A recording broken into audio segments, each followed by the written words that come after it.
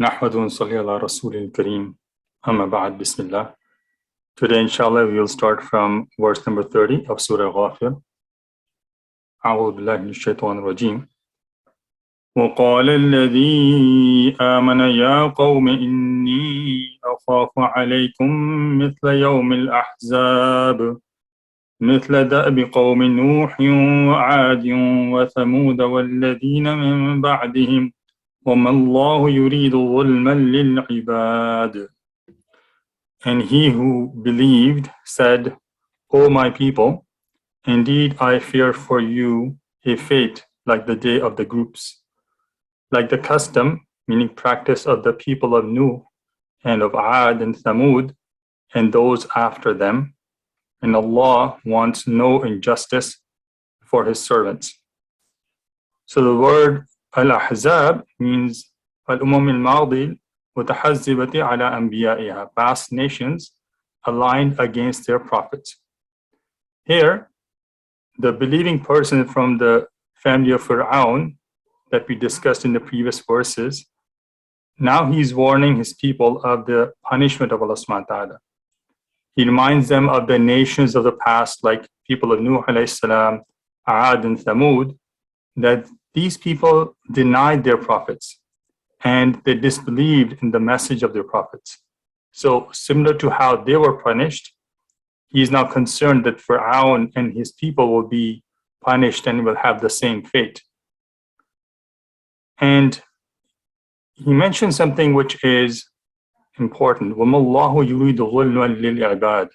Allah does not intend injustice to his servants. So the punishment for all these past nations was an outcome of their own deeds, which was the rejection of the prophets sent to them. As we also learn in Surah Yunus, verse 44, إِنَّ اللَّهَ لَا يَظْلِمُ النَّاسَ شَيْئًا وَلَكِنَّ النَّاسَ أَنفُسَهُمْ يَظْلِمُونَ. Indeed, Allah does not wrong the people at all, but it is the people who are wronging themselves. وَيَا قَوْمِ إِنِّي أَخَافُ عَلَيْكُمْ يَوْمَ التَّنَادِ. And O my people, indeed I fear for you the day of calling. So يوم التناد is referring to يوم القيامة. And why? لِلنِّدَاءِ فِيهِ إِلَى الْمَحْشَرِ. Because on that day, people will be called to go towards the place of gathering, the mahshar. And Day of Qiyamah is called Yawm al-Tanad also because there will be a lot of callings on that day. So the people of paradise will be calling people of hellfire and vice versa. People of hellfire will be calling the guardian of hell. The mushrikeen will be called to seek their false gods and idols. People of Araf will make a call to others. Names of people will be called with either glad tidings or with scorn. All residents of paradise and hell will be called to witness the killing of the death in the form of a sheep. And there will be several other calls. So that is why Day of Judgment is called Yawm al-Tanad, the day of calling.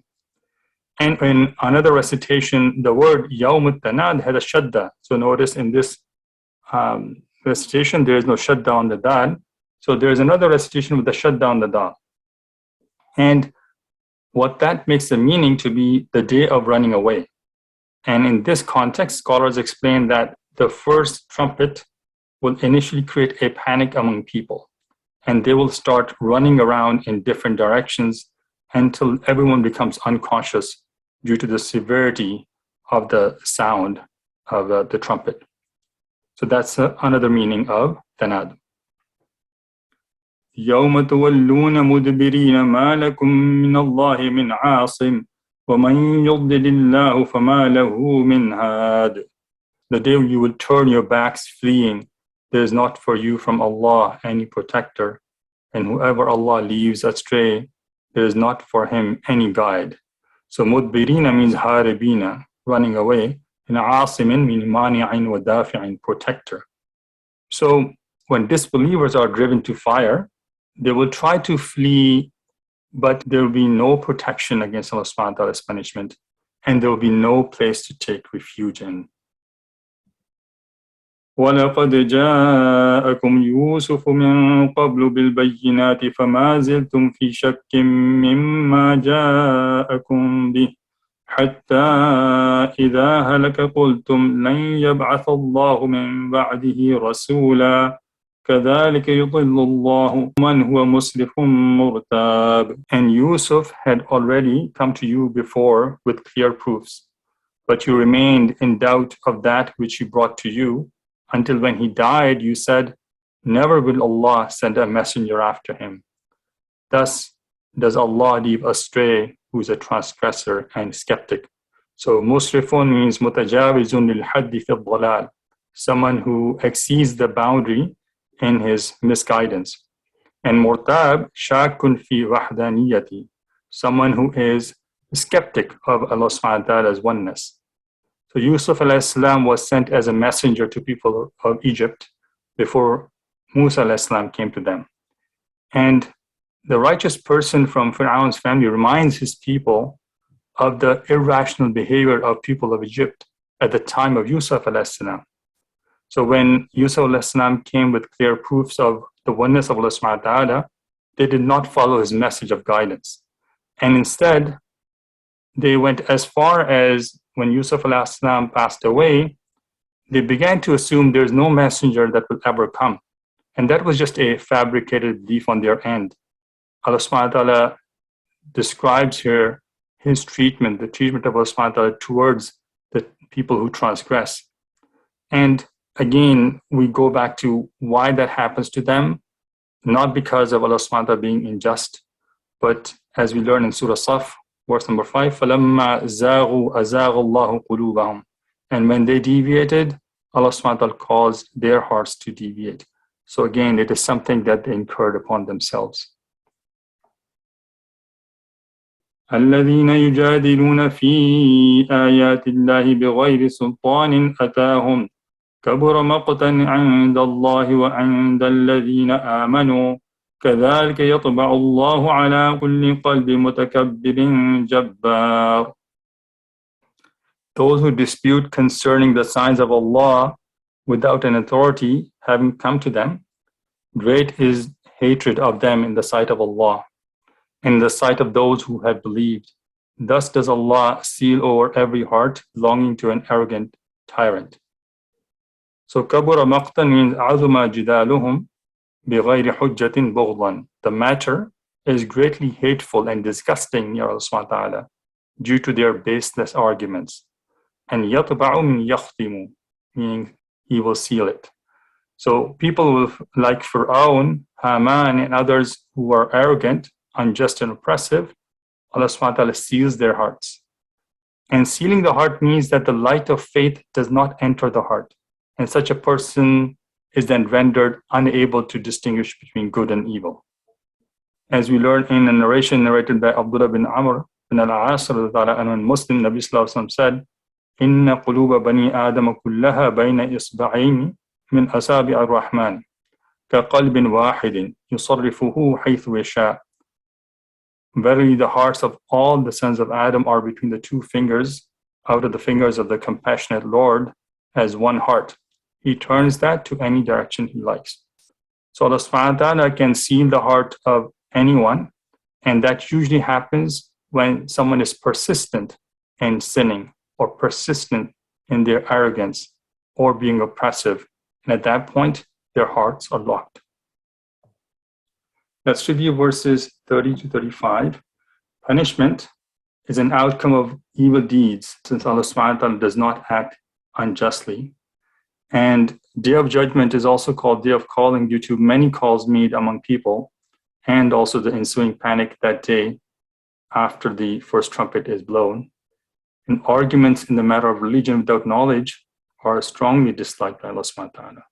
وقال فرعون يا هامان ابن لي صرحا لعلي أبلغ أسباب السماوات فأطلع إلى إله موسى وإني لأظنه كاذبا وكذلك زين لفرعون سوء عمله وصد عن السبيل وما كيد فرعون إلا في تباب. And Fir'aun said, O Haman, construct for me a tower that I might reach the ways into the heavens, so that I may look at the deity of Musa alayhi salam. But indeed, I think he is a liar. And thus was made attracted to Fir'aun the evil of his deed, and he was averted from the right way. And the plot of Fir'aun led to nothing but loss and destruction. So Sarhan means bina'an aziman, tall building or a tower, and asbab means abwab or turuq, in doors or pathways. And then what refers to kaidu Fir'aun, meaning tadbiruhu wa ihtiyaluhu, his tricks or deceptions. And finally, tabab means khusran wa halak, meaning loss or destruction. So Haman was an advisor to Fir'aun. He was ordered by Fir'aun to build a tower out of bricks so he could climb up and reach the God of Musa alayhi salam. As it also comes in Surah Qasas, verse 38, فَأَوْقِدْ لِي يَا هَامَانُ عَلَى الطِّينِ فَاجْعَلْ لِي صَرْحًا. Then ignite for me, O Haman, a fire upon the clay and make for me a tower. And there is difference of opinion whether Haman really built the tower or this was just a tactic by Fir'aun to confuse his people. And by issuing this order, he wanted to undermine the God of Musa alayhi salam, and then it was a way for him to ridicule the message of Musa alayhi salam. وقال الذي آمن يا قوم اتبعوني أهدكم سبيل الرشاد يا قوم إنما هذه الحياة الدنيا متاع وإن الآخرة هي دار القرار. And he who believed said, O my people, follow me. I will guide you to the way of right conduct. O my people, this worldly life is only temporary enjoyment. And indeed, the hereafter, that is the home of permanent settlement. We see that Fir'aun and his people were reminded of the same fact which we are reminded as Ummah of Nabi Sallallahu Alaihi Wasallam hundreds of years after. Many verses of Quran and many narrations of Hadith emphasize the insignificance of this world and redirect our focus to prepare for the hereafter. As it comes in Surah An'am, verse 32, وَمَا الْحَيَاةُ الدُّنْيَا إِلَّا لَعِبٌ وَلَهْوٌ وَلَلدَّارُ الْآخِرَةُ خَيْرٌ لِلَّذِينَ يَتَّقُونَ أَفَلَا تَعْقِلُونَ. And the worldly life is not but amusement and diversion, but the home of the hereafter is best for those who fear Allah. Will you not then understand? And then narrated by Mustawrid in Tirmidhi, Nabi Sallallahu Alaihi Wasallam said, مَا الدُّنْيَا فِي الْآخِرَةِ إِلَّا مِثْلُ مَا يَجْعَلُ أَحَدُكُمْ إِصْبَعَهُ فِي الْيَمِّ فَلْيَنْظُرْ بِمَاذَا يَرْجِعُ. The world compared to the hereafter is but like what one of you gets when placing his finger into the sea. So look at what you draw from it. Meaning when you dip your finger in any body of water in a huge sea and you get those few droplets on the tip of your finger, that is the value of this world compared to the vastness of the sea and the water therein, as an example. Allahu Akbar. So there is no comparison between this world and the paradise in the hereafter. This world is temporary, paradise is permanent. This world ends with your death. Life in paradise is forever. This world is a place of change. There are good times and bad times. Paradise only has pleasures and no sorrows. This world makes you work to earn your living. Paradise has everything waiting for you, just for you to wish and so that it gets fulfilled. This world has limits. You cannot consume anything beyond your capacity. Paradise is limitless. Eat and drink with no constraints. This world gets polluted, loses luster every day. Paradise increases in its beauty every single day. SubhanAllah. Our challenge today is that our everyday lives are filled with actions for the physical world. What is out of sight is out of mind. How many times do we dream of earning more in this world versus the dream of reaching Jannah? Allah subhanahu wa ta'ala asks us directly in Surah Tawbah, in verse 38, أَرَضِيتُمْ بِالْحَيَاةِ الدُّنْيَا مِنَ الْآخِرَةِ. Are you pleased with the life of this world rather than the hereafter? And then right after, Allah subhanahu wa ta'ala gives us the fact, فَمَا مَتَاعُ الْحَيَاةِ الدُّنْيَا فِي الْآخِرَةِ إِلَّا قَلِيلٌ. but little is the enjoyment of the life of this world compared to the hereafter. And Allah subhanahu wa ta'ala give us the understanding, the reality of this world, and give us the focus and the tawfiq to prepare for the hereafter. ربنا آتنا في الدنيا حسنة وفي الآخرة حسنة وقنا عذاب النار. آمين. من عمل سيئة فلا يجزى إلا مثلها ومن عمل صالحا من ذكر أو أنثى وهو مؤمن فأولئك يدخلون الجنة يرزقون فيها بغير حساب.